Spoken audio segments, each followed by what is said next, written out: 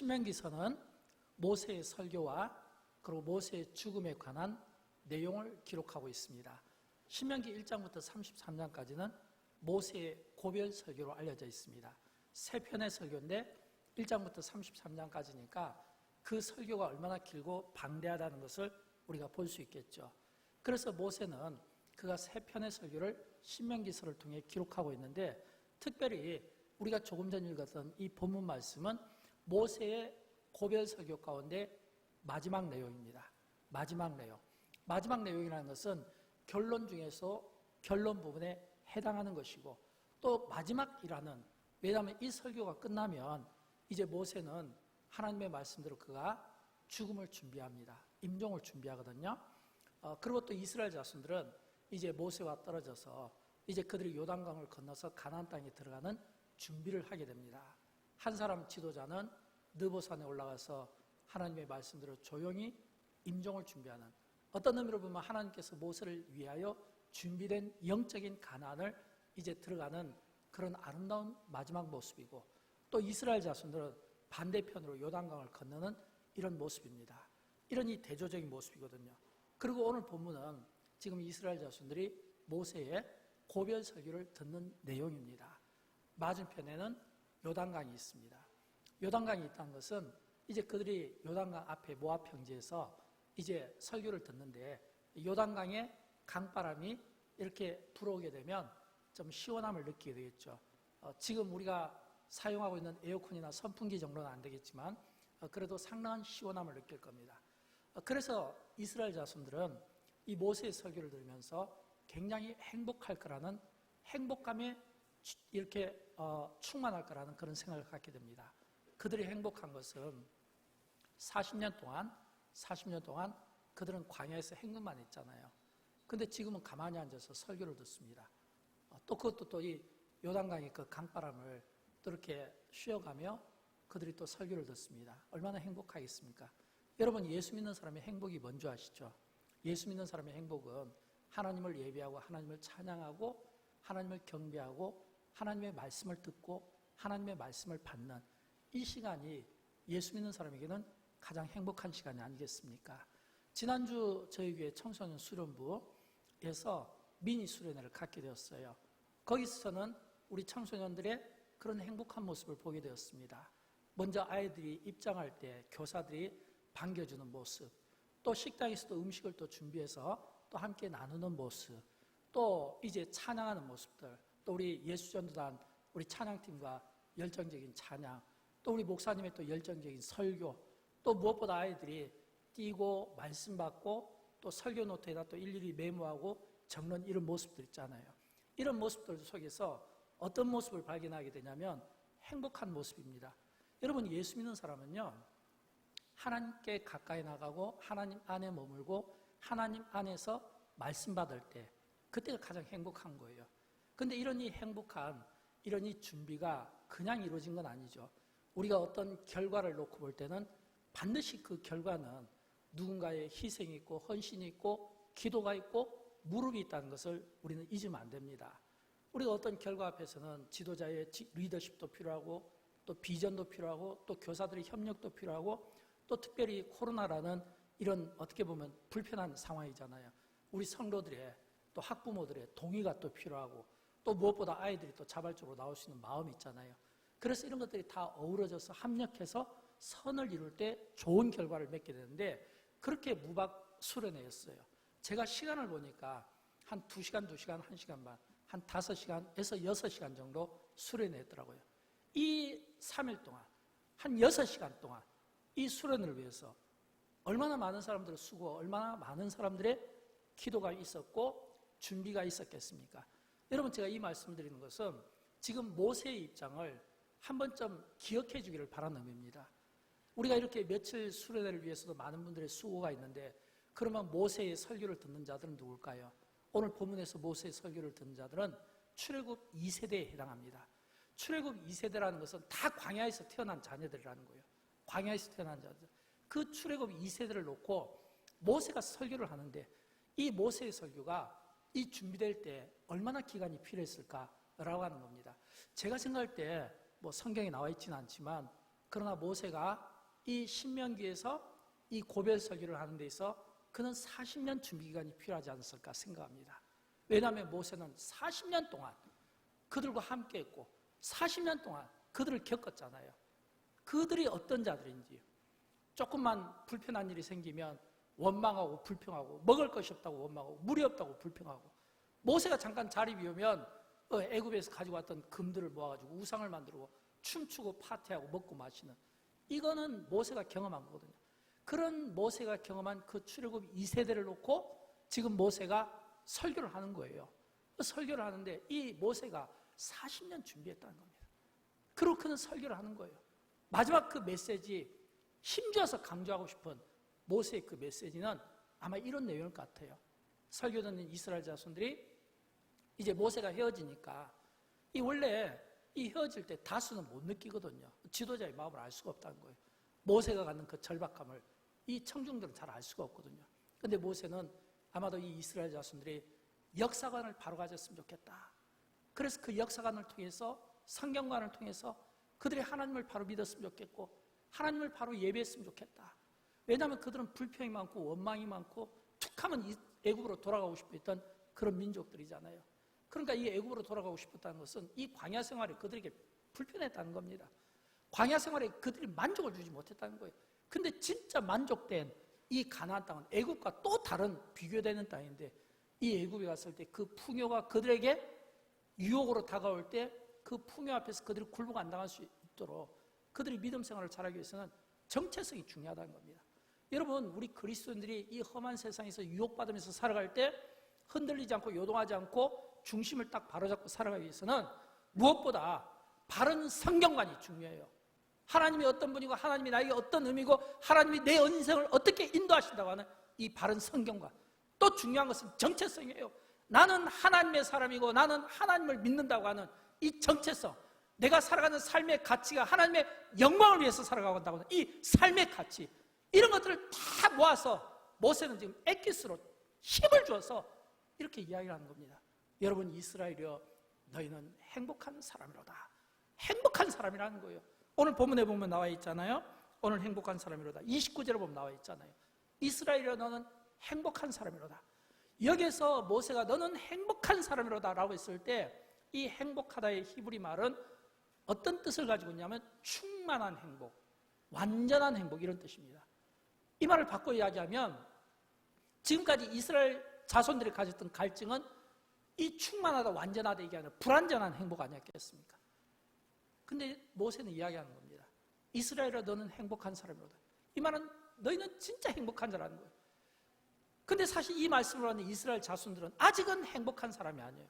아직은 그들이 가나안 땅을 밟지 못했습니다. 오히려 가나안 땅은 건너가서 전쟁해야 되는 땅이고, 땅을 분배받아도 그 땅에서 그들이 정착한 데는 많은 시간이 필요하지 않겠습니까? 그러나 모세는 너희는 행복한 사람이다, 이걸 이야기하는 거예요. 이 말은 너희가 광야 생활에서 그렇게 불평하고 불완전했던 이런 행복이 아니라 진짜 행복한, 완전한 행복한, 충만한 행복함, 이런 이 행복한 이 사람이라고 하는 이 정체성을 가지고 너희가 그 땅에 들어가서 살았으면 좋겠다는 겁니다. 왜일까요?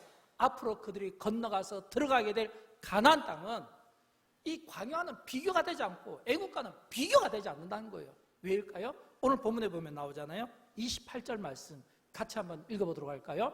이스라엘이 안전히 거하며 애굽 야곱의 셈은 곡식과 새 포도주 땅에 홀로 있나니 곧 그의 하늘이 이슬을 내리는 곳에로다, 이렇게 되어 있잖아요. 이스라엘이 안전히 거하며, 지금 이스라엘 자손들이 이 광야 생활을 통해서 그들이 가장 두려움을 줬던 것은 안전을 보장받지 못했다고 생각할 겁니다. 추위 속에서, 더위 속에서, 사나운 짐승 속에서 막 광야에서 불뱀이 다니고 짐승들이 다니고, 그러니까 두려움이 있지 않겠습니까?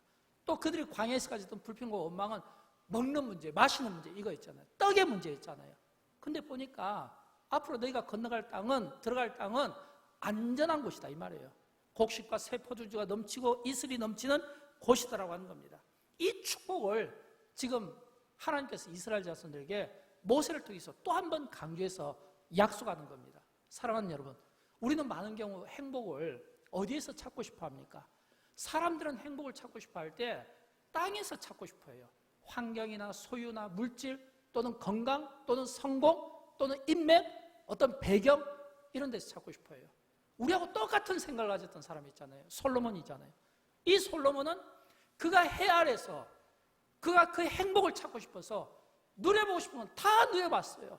그리고 그가 얻은 결론을 그는 전도서에서 이렇게 표현하고 있잖아요. 전도서 1장 8절을 보면 눈은 보아도 족함이 없고 귀는 들어도 가득 차지 아니하도다. 5장 10절을 보면 은을 사랑하는 자는 은으로 만족하지 못하고 풍요를 사랑하는 자는 소도로 만족하지 못하나니 이것도 헛되도다. 전도서를 통해서 솔로몬이 고백하고 싶은 것은 헛되고 헛되다, 모든 것이 헛되도다. 이 말을 바꿔 이야기하면 그가 해 아래서 누려본 것 가운데 그를 만족시켜준 게 없다는 거예요. 해 아래서 그는 아내도 많이 가져봤고 소유도 가져봤고 군사력도 가져봤고 많은 자랑거리가 있었지만 그것이 그를 만족시켜주지 못했다는 겁니다. 헛되고 헛되다, 모든 것이 헛되도다. 왜일까요? 인생의 진정한 행복은 소유가 주는 것이 아니기 때문이에요. 환경이나 물질이 주는 것이 아니에요. 그건 일시적인 행복은 될 수 있지만 진정한 행복은 어디에서 오냐? 하나님께로부터 온다는 거예요. 모세가 이스라엘 자손들을 향해서 힘줘서 너희가 행복한 사람이다 라고 하는 것은 너희가 하나님 때문에 행복한 사람이라는 겁니다. 행복한 사람, 행복의 기준이 어디에 있냐면 하나님께 있다는 거예요. 그러면 오늘 우리가 읽었던 이 본문은 짧지만 그러나 이 짧은 본문 속에서 모세는 다시 한번 힘주어서 너희가 행복한 사람이 되었으면 좋겠고 너희가 행복한 사람이 되기 위해서는 이런 깨달음이 필요하다는 겁니다. 여러분, 우리가 하나님의 말씀을 들을 때 깨달음이 중요합니다. 왜요? 우리는 말씀의 홍수 속에서 살고 있잖아요. 많은 말씀들을 듣잖아요. 근데 말씀을 듣는 것도 중요하지만 듣는 만큼 깨닫는 것이 중요하고 내가 깨달을 때 그것이 비로소 내 안에서 행함으로 열매를 맺게 되는 거예요. 그러나 이 말씀이 아무리 주옥과 같은 좋은 말씀이라도 내가 깨닫지 못하면 한 귀로 듣고 한 귀로 흘려버릴 수밖에 없고 그냥 오늘 설교가 좀 짧았네, 길었네, 좀 좋았던 것 같아 이거잖아요. 그러나 깨달으면 바로 그 깨달음이 나를 하여금 자발적으로 헌신을 이끌어낸다고 하는 겁니다. 그런 의미에서 모세는 너는 행복한 사람이로다, 너희는 행복한 사람이로다. 이 말은 행복의 기준이 하나님께 있고 하나님께 있을 때 그 깨달음을 가질 때 너희가 진짜 행복한 사람이 된다는 거예요. 세 가지 의미로 오늘 본문은 우리에게 가르쳐주고 있습니다. 첫 번째로 행복한 사람은 하나님의 도우심을 깨닫는 자입니다. 하나님의 도우심을. 오늘 본문 26절과 27절 말씀을 다시 한번 읽어보도록 할까요? 여수론이여 같은 이가 없도다. 그가 너를 도우시려고 하늘을 타고 궁창에서 위엄을 나타내시는도다. 영원하신 하나님이 내 처소가 되시니 그의 영원하신 팔이 내 아래에 있도다. 아멘. 여러분, 여기에서 여수론이여, 이 말은 애칭입니다. 어떤 애칭이냐면 이 애칭은 예를 들어서 이스라엘에 대한 그 공적인 의미로는 이스라엘 또는 야곱이잖아요. 근데 애칭이라는 것은 사랑하는 사람에게 붙이는 이런 표현이거든요. 근데 이 여수론이여 뜻을 보면 또 이런 뜻도 있어요. 어떤 뜻이냐면 여수론의 뜻은 나의 의로운 백성 또는 계약의 백성 이런 뜻도 있어요. 여수론이여, 이 말에는 이스라엘아, 야곱이야, 또는 사랑스러운 자녀야, 또 나의 의로운 백성, 나의 계약의 백성, 이런 다양한 뜻을 가지고 있습니다. 근데 여수론이여 이렇게 이야기한 거거든요. 이 말은 오늘 하나님께서 이스라엘 자손들을 의로운 백성, 계약의 백성으로 보면서 하나님이 너희를 도우신다 이 이야기예요. 세 가지로 오늘 조금 전에 우리가 읽었던 부분에서 우리를 도우시는데, 첫째는 하나님께서 하늘을 타고 궁창에서 위엄을 나타내시며 우리를 도와주신다고 말씀하고 있습니다. 궁창에서 위엄을 나타내신다. 이 말은 하나님의 무한하신 그 능력을 하늘에서 보여준다는 겁니다. 여러분, 우리 대한민국은 북한과 대치 상태에 있지 않습니까? 좋은 것 같지만 한 번씩 불편한 일이 생기면 제일 먼저 어디에서 변화를 느낄 수 있냐면 하늘에서 느낄 수 있어요. 왜냐하면 하늘에서 비행기들이 막 사정없이 날아다니잖아요. 헬기가 막 떠다니잖아요.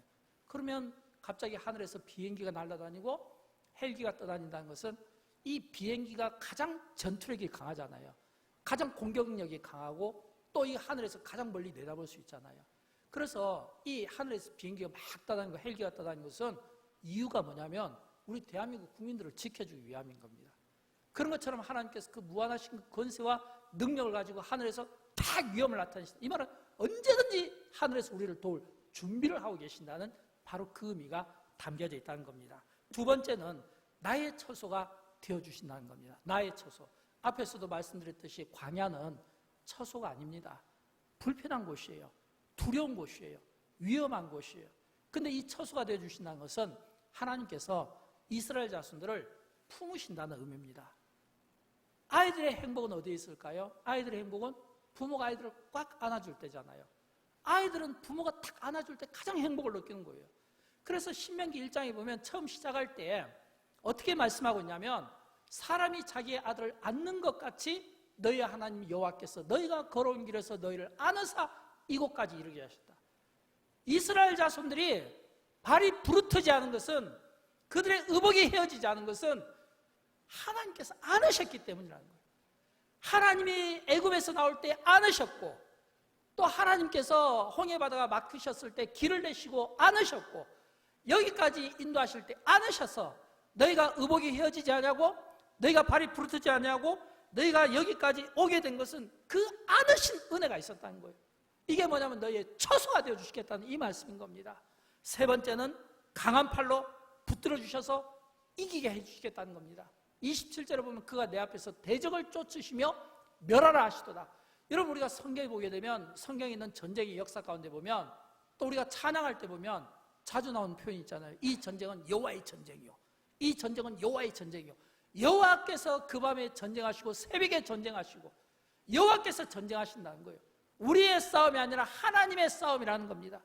그런 것처럼 하나님께서 이스라엘 자손들에게 너희 앞에서 너희의 대적을 내가 멸해주겠다라고 하는 겁니다. 여러분, 누가 행복한 사람일까요? 행복한 사람은 이처럼 하나님이 나를 도우신다는 것, 하늘에서 도울 준비가 되어 있고 땅에서는 안고 가시고 대적들을 만나면 이기게 해주시는 이 하나님의 도우심이 내 인생 가운데 있고 우리 민족 가운데 있다는 것을 깨닫는 사람이 행복한 사람인 것을 믿으시기 바랍니다. 그게 행복한 사람이잖아요. 두 번째 행복한 사람은 어떤 사람일까요? 하나님의 구원을 깨닫는 자입니다. 오늘 본문 29절을 볼까요? 한번 같이 읽어봅니다. 이스라엘이여, 너는 행복한 사람이로다. 여호와의 구원을 너같이 얻은 백성이 누구냐? 아멘. 여러분, 많은 경우 사람들은 구원을 이야기할 때 자꾸 행위를 이야기합니다. 노력을 이야기합니다. 그러나 노력과 행위는 내가 구원받는 조건이 아니라 내가 구원을 받았기 때문에 구원받은 백성으로서 내가 하나님 앞에 헌신하고 희생하고자 할 때 노력이고 행위지, 이 자체가 우리에게 구원을 주는 것은 아닙니다. 구원은 하나님께로부터 오는 겁니다. 이스라엘 자손들이 애굽에서 나온 것도 하나님의 구원 때문이었고, 홍해바다에서 건짐을 받은 것도 하나님의 구원 때문이었고, 광야에서 반석에서 물을 깨뜨린 것도, 또 하늘에서 이슬을 통해 만나를 주신 것도, 이게 전부 하나님으로부터 온 구원이었다는 거예요. 더 중요한 것은 오늘 이 구원은 우리에게도 똑같이 적용이 되는 겁니다. 철저히 하나님께서 저와 여러분, 우리 한 사람 한 사람에 대해서 창세전부터 성부가 계획하시고 애정하시고 우리를 택하실 목적으로 불러주시고, 그리고 우리를 의롭다 하시고 영화롭게 하시는 이 모든 과정 가운데 인간의 노력은 없습니다. 행위가 없어요.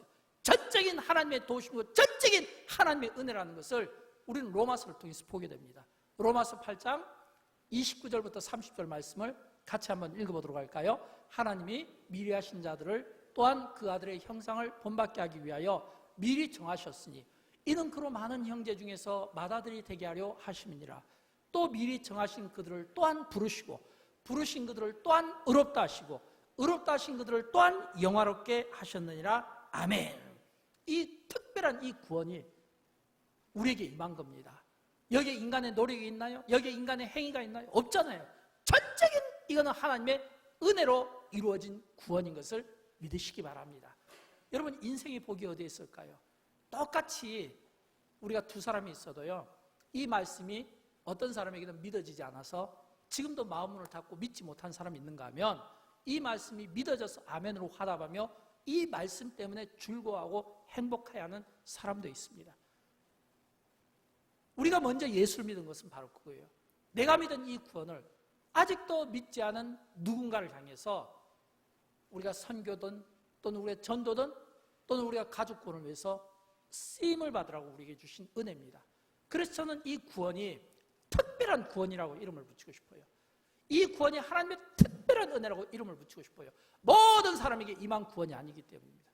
그래서 우리는 특별한 은혜, 이 특별한 구원을 받아서 구원받은 우리가 오늘 세상을 향해서, 세상의 구원을 향해서 우리가 쓰임을 받아야 되고, 이 구원은 반드시 나의 고백처럼 예수 그리스도를 통해서 얻게 된 구원인 것을 우리가 기뻐하고 감사할 수 있어야 되고, 모세는 이스라엘 자손들에게 이 하나님이 너에게 임한 이 구원을 깨닫는 자마다 행복한 사람이다, 이렇게 이야기를 하는 겁니다. 세 번째로 행복한 사람은 어떤 사람일까요? 하나님께서 주신 승리를 깨닫는 자입니다. 본문 29절을 보도록 할까요? 같이 읽어봅니다. 그는 너를 돕는 방패시요 내 영광의 칼이시로다. 내 대적이 내게 복종하리니 내가 그들의 높은 곳을 밟으리로다. 아멘. 여러분, 여기서 방패, 칼, 이거는 전쟁 도구잖아요. 싸울 때 쓰는 전쟁 도구. 근데 여러분, 영적인 의미에서는 또 바로 이 방패와 칼이 우리에게 영적 싸움의 도구라는 것 여러분 아시죠? 영적 싸움의 도구. 우리가 예수를 믿었다는 것, 예수를 믿는다는 것은 이미 우리가 세상 중심에 서 있고, 이 세상은 끊임없이 마귀와 사탄의 공격이 있습니다. 여기저기 함정을 파놓고 유혹을 만들어 놓고, 때로는 대적하고 때로는 넘어뜨리기 위하여 온갖 권모술수를 쓰고 있습니다. 그때에 하나님께서 믿는 우리의 방패가 되어주신다는 겁니다. 믿는 우리의 영광의 칼이 되어주신다는 겁니다. 우리를 대신해서 방패가 되어주시고 칼이 되어주셔서 우리를 대적해서 승리를 주신다고 하는 그 약속의 말씀이 오늘 우리에게 들려져 있는 겁니다. 비록 우리가 이 땅을 살아가고 있지만, 그러나 우리의 삶은 히브리서의 고백처럼 우리는 순례자의 삶이고, 우리가 영원한 우리를 위하여 예비하신 그 가나안 땅에 가기까지 끊임없이 이 땅에서는 싸울 수밖에 없는 겁니다. 모세는 이스라엘 자손들이 행복한 사람이 되기를 원했고, 너희가 얼마나 행복한 사람인가, 너희가 얼마나 행복한 사람인가, 이 행복을 깨닫기를 원했던 겁니다. 하나님의 도우심이 있었기 때문에 너희는 행복한 사람이고, 하나님의 구원이 있었기 때문에 너희는 행복한 사람이고, 하나님이 너희를 대신하여 대적하고 싸우기 때문에 너희가 행복한 사람이라, 이 깨달음을 가지고 살기를 원했다라고 하는 겁니다. 사랑하는 여러분, 그렇다면 오늘 이 모세의 설교를 듣는 이스라엘 자손들 입장은 어떻게 될까요? 모세를 듣는 이 설교를 듣는 이스라엘 자손들, 우리가 설교를 하는 입장에서 설교자의 책임도 있지만, 또 설교를 받는 청중의 입장에서 저는 책임도 필요하다고 생각합니다. 설교자가 설교할 때 지금 모세가 힘줘서 여러분은 행복한 사람입니다, 한 사람 한 사람을 갖춰 너는 행복한 자로다 라고 이야기할 때, 그러면 이 이야기를 듣는 청중들은 어때야 되냐 이거예요. 저는 청중들에게는 이 모세의 설교가 너는 행복한 사람이라는 이 말씀이 그들에게는 기회라고 생각합니다. 여러분, 왜 기회일까요? 아직 가나안 땅에 들어가지 않았잖아요. 근데 가나안 땅을 들어갈 때 두려운 마음을 가지고 들어가는 것과, 행복한 사람이라고 이야기하고 들어가는 것과, 부정적인 이야기를 듣고 가는 것과, 긍정의 이야기, 비전의 이야기, 꿈과 성취의 이야기를 가지고 듣고 가는 것, 어느 쪽이 낫겠습니까? 너는 행복한 사람이로다, 이거는 아직 이스라엘 자손에게는 기회입니다. 축복입니다. 왜요? 모세의 말씀대로, 하나님의 말씀대로 너희가 살면 이 약속을 받게 되고 이 약속의 축복을 누리게 된다는 겁니다. 여러분, 요한계시록에 보면 이런 말씀이 나오잖아요. 다윗의 열쇠를 가지신 이가 닫으면 열 자가 없고 열면 닫을 자가 없다고 했잖아요. 이 말씀은 다윗의 열쇠를 가지신 우리 주님이 닫으면 그 누구도 열 자가 없는 거예요. 지금 이 말씀이 청중들에게 알려졌다는 것은, 그들에게 기회라는 것은 열린 문이 있다는 겁니다. 다윗의 열쇠를 가진 자가 열면 닫을 자가 없는 거예요. 열려있는 문입니다. 어떤 문입니까? 요단강을 건널 수 있는 문이고, 어떤 문입니까? 그들이 가나안 땅을, 그 성 하나하나를 다 넘어서 승리할 수 있는 기회라고 하는 것입니다. 이것은 우리 시대도 마찬가지죠. 오늘 우리 시대에도 우리가 이 말씀을 아멘으로 받고, 이 말씀을 나의 말씀으로 받고, 우리 시대의 말씀으로, 우리 교회의 말씀으로, 여러분 개개인의 말씀으로 받으면 기회가 되는 거예요. 왜요? 하나님이 나를 도우시니까요. 하나님이 나의 구원이시니까요. 하나님이 나를 대신해서 승리해 주시니까요. 싸우시니까요. 믿으면 기회고, 이거는 기적이고, 이런 삶이 우리에게 열려져 있으면 여러분, 이게 행복한 사람 아닙니까?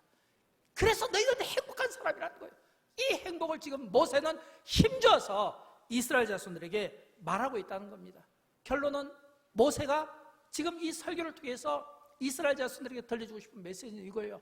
너희가 앞으로 가나안 땅에 갔을 때 하나님이 너에게 요구하시는 딱 두 가지라는 거예요. 그 두 가지가 뭐냐면, 첫째는 예배하는 공동체, 두 번째는 하나님의 말씀대로 사는 공동체. 예배하는 공동체는 이 신명기 10장 12절에 보면 나오는데, 같이 한번 읽어보도록 합니다. 이스라엘아, 내 하나님 여호와께서 내게 요구하시는 것이 무엇이냐? 곧 내 하나님 여호와를 경외하여 그의 모든 도를 행하고 그를 사랑하며 마음을 다하고 뜻을 다하여 내 하나님 여호와를 섬기고, 이거거든요. 마음을 다하고 뜻을 다하고 하나님을 섬기고 하나님을 경외하고, 이 말은 뭐냐면 예배라는 거예요. 여러분, 우리 그리스도인들에게 가장 인생의 복은 다른 데 있는 게 아니에요. 하나님 앞에 예배하는 겁니다.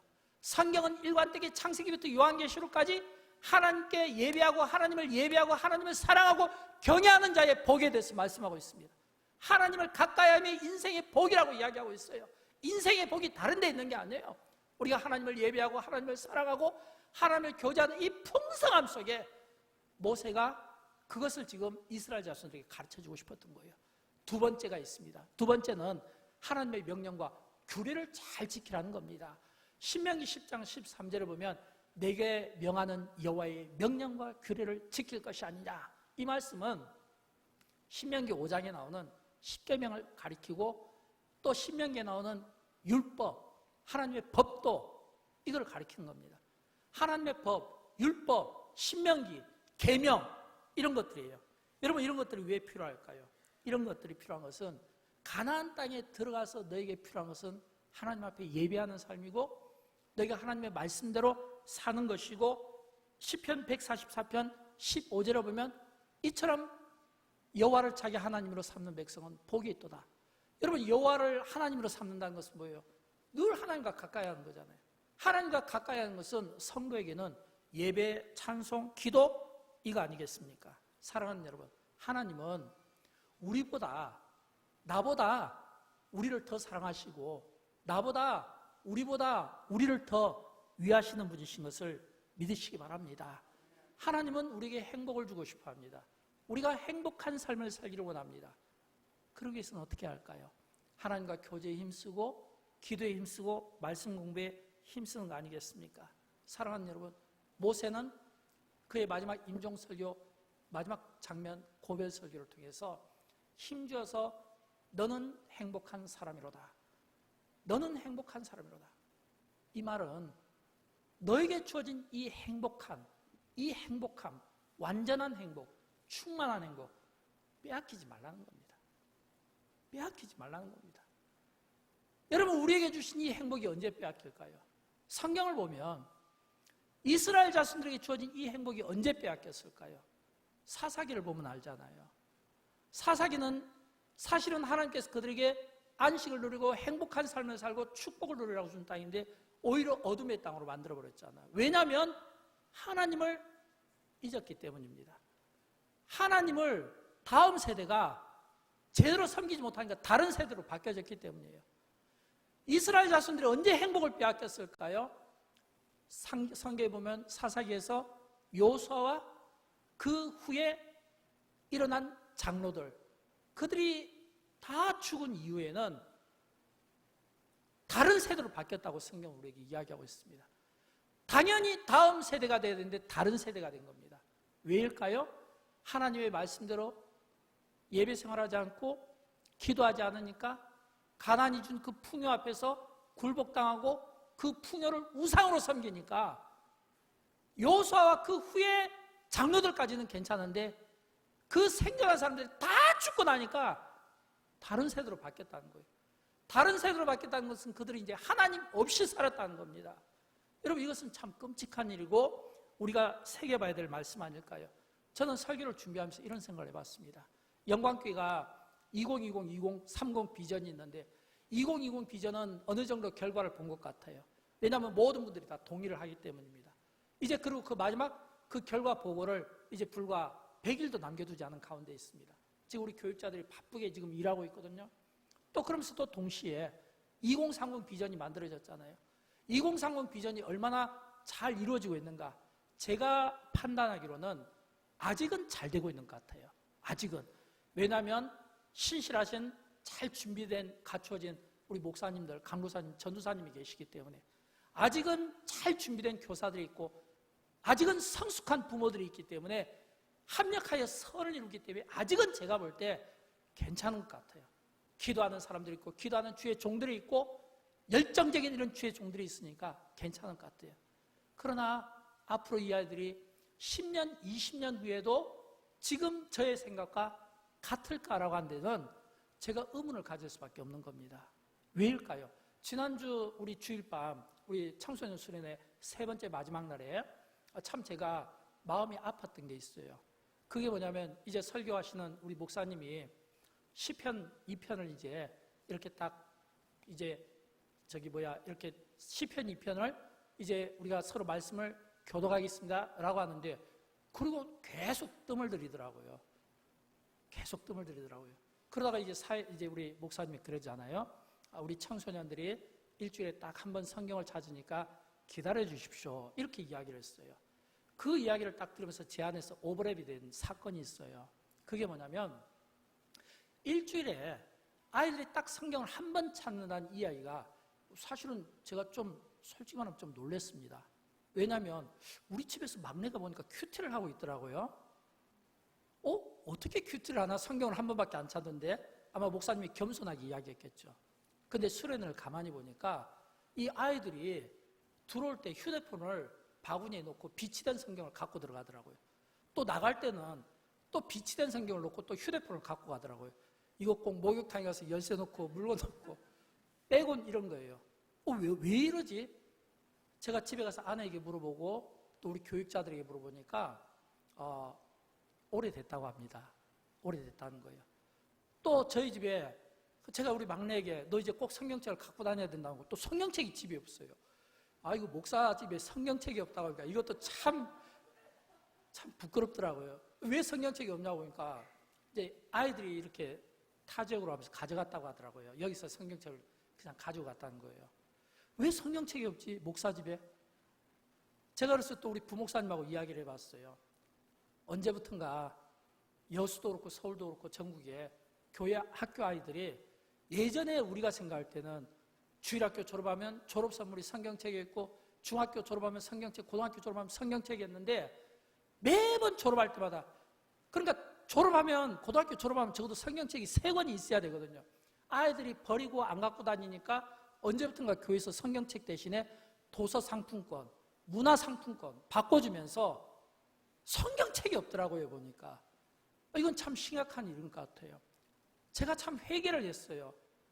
영광교회는 그래도 비교적 미디어가 잘 되어 있고 이런 어떤 잘된 이런 미디어 속에서 설교를 돕고 설교를 또 이해하도록 돕고 예배의 편리를 돕기 위하여 만들었는데 이것이 언제부터인가 우리로 하여금 성경책을 놓고 다니게 만들었더라고요. 과거에는 성경책을 자동차 뒤에다 전시용이었는데 지금은 그것도 없어요.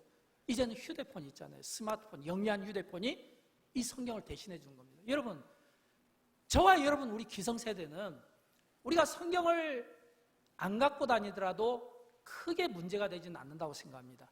우리는 오랫동안 수십 년 동안 신앙생활하면서 이미 우리 안에는 하나님의 말씀이 정리되어 있고 어느 정도 익숙하고 어느 정도 기억되어 있고 문제가 되지 않아요. 그러나 아이들은 처음부터 이 아이들이 성경책을 안 가지고 그 무거운 책을 들고 다니면서 성경책을 안 가고 다닌다면 이거는 영적으로 문제가 되지 않겠습니까? 전쟁터에 나가는 사람이 성경책을 안 가지고 가는 것은 칼과 방패를 놓고 다니는 것과 똑같은 거예요. 여러분 아무리 아이들이 학교 다니면서 중학교, 고등학교 그 가방이 무겁다고 해서 그 아이들이 국어책을 안 갖고 다니나요? 수학책을 안 갖고 다니나요? 학습지를 안 갖고 다니나요? 그건 아니잖아요. 그 무거운 가방 속에는 국어책도 있고 영어책도 있고 사전도 있고 다 있잖아요. 거기에 비하면 성경책 너무 작잖아요. 무거워서 안 갖고 다닌다? 이건 말이 안 돼요. 귀찮아서 그냥 필요가 없을 거로 생각하니까 알아서 다 해주니까 그러다 보니까 우리 자녀 세대가 성경책을 안 갖고 다녀요.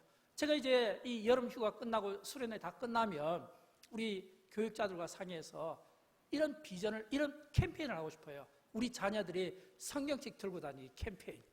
제가 그래서 어제부터 그제부터 계속 우리 막내에게 주입을 시키고 성경책 주면서 아빠가 오늘 이 설교를 하니까 너는 오늘 꼭 갖고 가야 된다. 갖고 왔는지도 모르겠지만 꼭 갖고 가야 된다.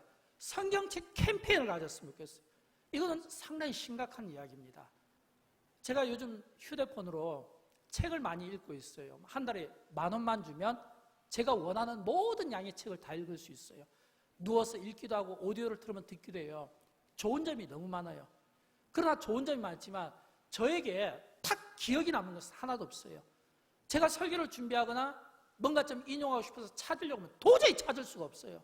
그냥 계속해서 읽혀지니까 듣기는 듣는데 눈으로 보니까 스캔은 되는데 막상 그 내용을 끄집어내려고 하면 끄집어낼 수가 없다는 거예요. 근데 성경은 다르잖아요.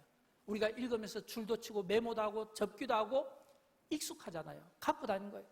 과거 우리 부모님 세대가 복을 받은 것은 교회를 다닐 때 비가 오면 그 성경책이 비 맞을까 봐 그 당시에는 신문도 참 귀했어요. 그 귀한 신문을 접어서 돌돌 말아서 성경책을 덮고 품고 다니고 성경책이 달아진 것을 그처럼 자랑스럽게 영광스럽게 여기는 때가 있었습니다.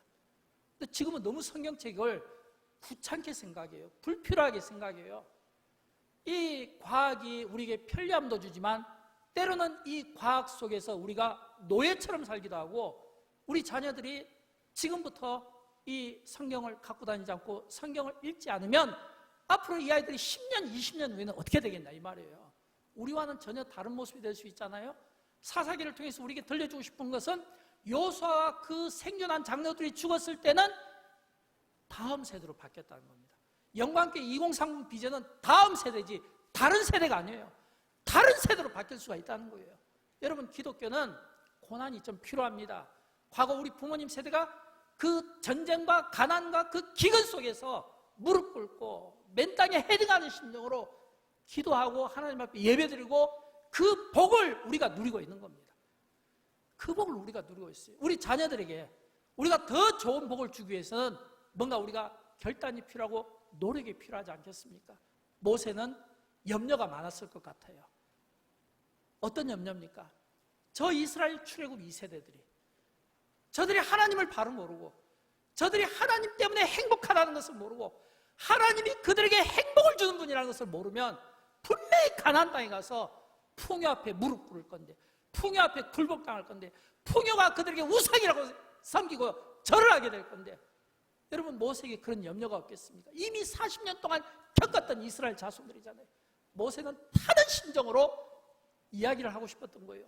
제발 여러분 이스라엘 자손들이여, 출애굽 2세대여, 여러분이 요단강을 건너고 가나안 땅에 건너서 절대로 하나님 앞에 예배하는 것을 잊으면 안 됩니다. 하나님의 말씀의 법대로 살아야 됩니다.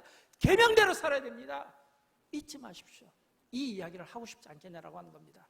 저는 사랑하는 우리 여러분 모두가 우리 자녀들에게 신앙의 아름다운 유산을 남겨줬으면 좋겠어요. 여러분, 제가 미국에서 신학 공부할 때 제 전공이 교회 성장학입니다. 교회 성장학이라는 것은 어떻게 하면 교회를 성장시키는지 비결을, 노하우를 배우는 겁니다. 저는 제가 전공이 교회 성장학이고 선교학이었기 때문에 많은 선교사들과 교제도 있었지만 많은 성장하는 교회를 둘러볼 수 있었습니다. 몇 가지 특징이 있습니다.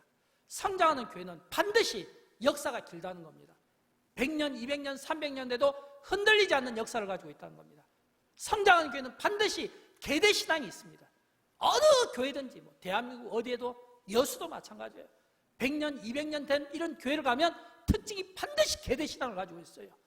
부모와 자녀들과 손주들과 그 후손들이 함께 예배를 섬기는 겁니다. 함께 그 교회의 뼈대를 이루는 겁니다. 이게 교회가 성장하고 건강해 가는 비결인 거예요. 그러므로 신앙생활을 내 대에서 끝날 것이 아니면 내 다음 세대가 우리보다 더 복을 받고 우리 다음 세대가 우리보다 더 복을 받으면 우리 부모님 세대가 좋은 그런 어떤 신앙을 우리에게 축복의 통로로 이어줬다면 우리가 이제는 우리 다음 세대들에게 이 좋은 이 신앙을 유산을 물려줄 수 있어야 되고 또 우리 자녀들은 또 그 다음 세대에, 그러나 중간에서 끊기게 되면 다음 세대가 다른 세대로 바뀐다는 거예요. 그러면 그 책임을 누가 질 겁니까? 이런 이 거룩한 부담을 가졌으면 좋겠고, 진짜 행복이 하나님께 있고 진짜 하나님이 우리의 구원자고 진짜 하나님이 우리를 도우시고 진짜 하나님이 우리를 승리케 하신다면 우리가 왜 성경책을 안 갖고 다니죠? 휴대폰을 가지고 다니는 것은 내가 가치를 느끼기 때문입니다. 내가 그 무거운 책가방에 많은 책들을 가지고 다니는 것은 그 책이 나를 돕는다고 생각합니다. 그 책이 나의 성적의 우선순위를 정한다고 생각합니다. 그럼 여러분, 성경은 어떻게 되어 있죠? 왜 성경이 아이들에게서 벗어났습니까? 왜 성경이 아이들에게서 이제는 들고 오는데 이것이 이 입장권처럼 휴대폰과 맞바꾸는 이런 불안한 이 세대를 우리가 만들어주냐라고 하는 거예요. 저는 그런 의미에서 아직은 우리가 기회가 있습니다. 왜요? 하나님의 말씀을 듣기 때문입니다. 아직은 기회가 있어요. 왜요? 아직은 주님이 오시지 않았기 때문입니다. 이런 이 기회를 우리가 잘 살려서 이번 이 청소년 수련회 좋은 결과를 계속 살려나가기를 바라고, 다음 주에 있게 되는 우리 청년의 수련회를 위해서 여러분 기도해 주십시오. 그 다음 주에 있게 되는 유치부와 주일학교 위해서 기도해 주십시오. 그리고 우리 자녀들이, 우리 믿는 우리가, 믿음 좋은 우리가, 직분을 가진 우리가 먼저 솔선수범해서 우리 자녀들에게 성경을 꼭 지어주십시오. 집안의 성경을 꼭 찾아서 들려주십시오. 반드시 교회를 갈 때 이 성경을 들고 갈 수 있도록, 나올 때 그 성경을 가지고 나오고, 이 성경이 내 정체성입니다. 이게 내가 살아가는 이유입니다. 이 성경이 나에게 복입니다. 이 성경을 들고 있는 한 하나님이 내 인생을 붙들어준다고 하는 믿음을 가지고 살아갈 수 있도록 저와 여러분이 함께 힘써주기를 주님의 이름으로 축원드립니다. 우리 함께 일어나실까요? 함께 행복이라는 찬양을 함께 부르도록 하겠습니다.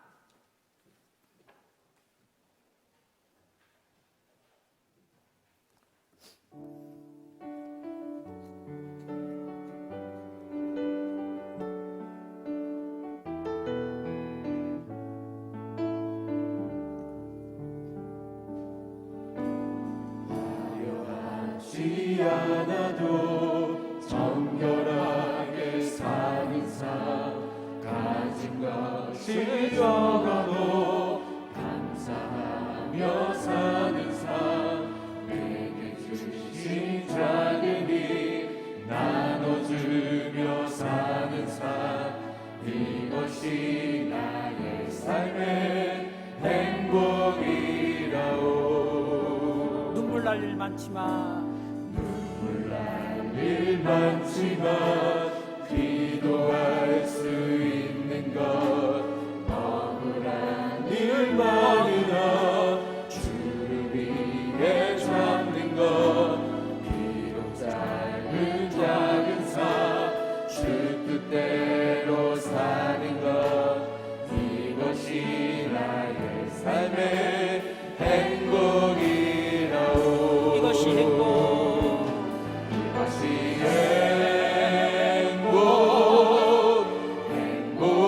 행복이라오.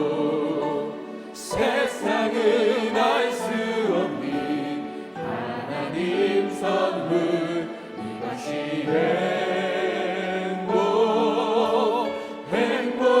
행복이라오. 하나님의 자녀로 살아가는 이것이 내 인생의 가장 큰 행복인 것을 믿으시기 바랍니다. 이것이 행복이라오.